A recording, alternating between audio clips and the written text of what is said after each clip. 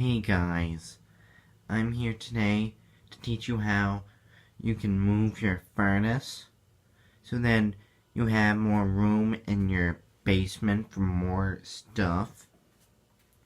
So it's really simple really, so I don't know why yet no one has thought of this yet or has done it before, but hey, let's just get right into it.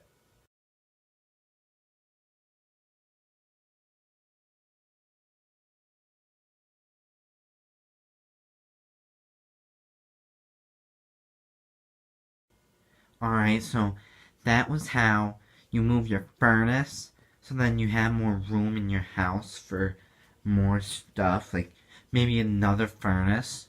So if you found this helpful, please subscribe and comment and like down below in the comments section, and make sure you thumbs up and share with your friends. And yeah, so that was how you do it, and hope you guys have a good one. Ah! Oh my god. That didn't happen.